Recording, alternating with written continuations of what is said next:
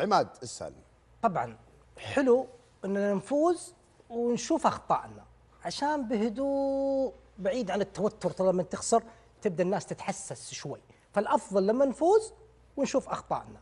قله الفرص السعوديه ما قبل الجوير رقم واحد بالتاكيد.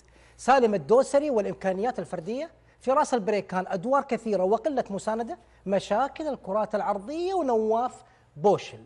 السبب قله الفرص السعوديه، نبغى نستحوذ ونسيطر. هنا وين الخيبري وكنو ناصر؟ وينهم؟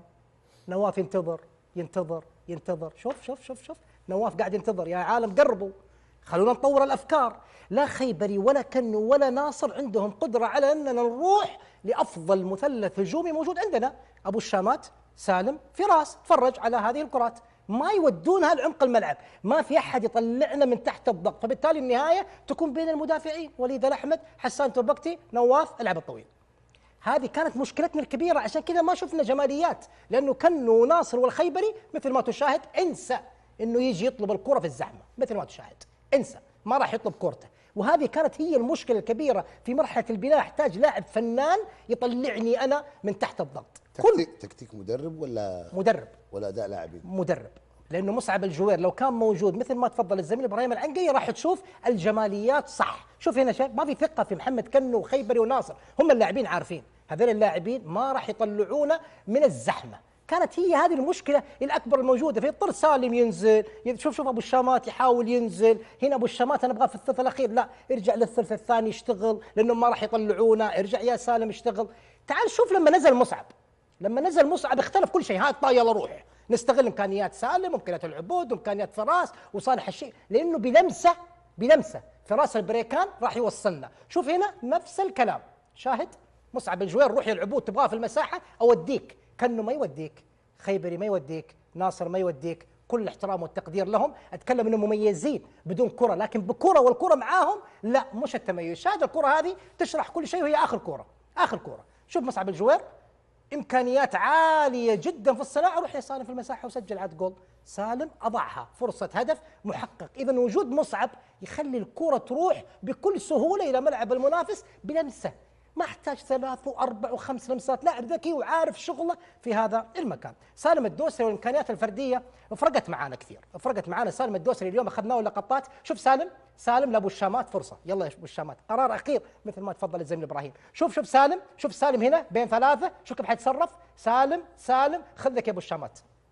سالم الدوسري وقيمه سالم الدوسري، عطنا كمان لسالم. وشوف شغل سالم كان ينزل لتحت عشان اطور الفكره. بسوي لك شغل مصعب، ما قبل دخول مصعب انا بسوي شغل مصعب. الكره مش راح تطلع من عندنا، فانا اللي اطلعها. تصرف سيء من محمد كنو في النهايه. فسالم الدوسري قدم الاداء الصح. شاهد هذه اللقطه لسالم الدوسري، طلب الكره ولعب الكره باليسار، فتنه لفراس البريكان.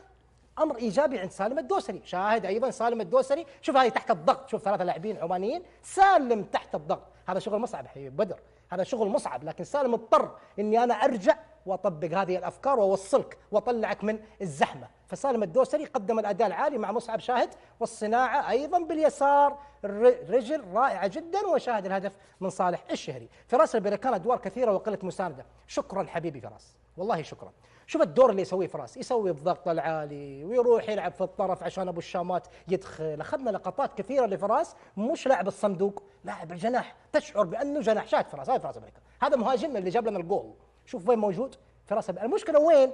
لا سالم يضرب بالراس ولا ابو الشامات يضرب بالراس، فنضطر ان ما نشوف فرص كثيره. هذا فراس تعامله معامله جناح، انت تبغى تطلع عشان احد يدخل في المساحه حقت فراس. طيب منتخب عمان مو براضي يطلع، فانا اضطر على انه فراس يكون جناح، وهذا كان خطا كبير. انا برايي انه فراس البريكان المفترض يكون داخل المنطقه. والدليل فراس حتى في المسانده، شوف مسانده ما فيه.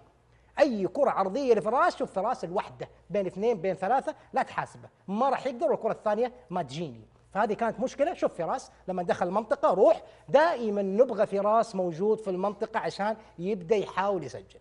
فراس البريكان قوته كلاعب 9 فراس قوي. شاهد هذا اللقطه يا سلام، 4-1. وش تبي فراس يسوي؟ ايش تبي فراس يسوي؟ ولو دخل سالم وش حيسوي سالم؟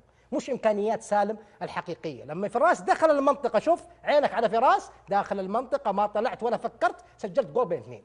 هذه قيمه فراس البريكان هنا في هذه الخاصيه. اخيرا مشاكل الكرات العرضيه ونواف بوشل. ابو بدر حبيبي قبل البطوله ب3 ايام قلت لك لازم نعالج هذه المشكله، مشكله اللاعبين هنا يراقبون الكره كلهم ما يراقبون اللاعب، مش معقوله لاعب واحد ياخذ على 2 بالطريقه هذه، ما له نواف العقيدي ابدا. شوف مو معقول هذا الخطا، في عدد اكبر وفي سهوله في تسجيل الهدف.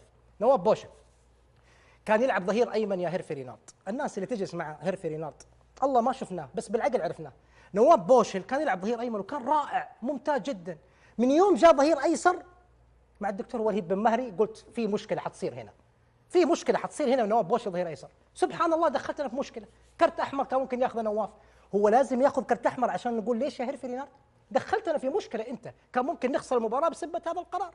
فكان من المفترض نواف بوشل يبقى في الظهير الايمن يا رينارد او ناصر الدوسري يروح ظهير ايسر، ولا تحرج نواف بوشل بهذه الطريقه. في النهايه مباراة اندونيسيا سوى نفس الطريقة، ودى بوشل وجارك للجزائر الاندونيسي ودخلنا في مشكله كبيره ووترنا طول المباراه. فتكرار الاخطاء خطا كبير. هو عنده فكره ويبغى ينفذها مع نواف بوشل، والله انه قاعد يظلم نفسه ويظلم لاعب كبير مثل نواف بوشل. انت ذكرت ابو بدر في هدف كريستيانو رونالدو، اتذكرها الان توي لما قلت شفت يا رينارد لما تلعب نواف بوشل في الظهير الايمن كيف يعطيك جوده الكره العرضيه وتسجيل الهدف. اصحى يا رينارد، ما يبغى لعب ظهير ايمن. نواف بوشل كان ممتاز، وداه ظهير ايسر كان ممكن يطرد اليوم بطاقه الحمراء ويكون حديث الراي العام للكل بسبب رينارد وليس بسبب نواف بوشل. في النهايه الاهم تحقيق ال3 نقاط في هذه المرحله.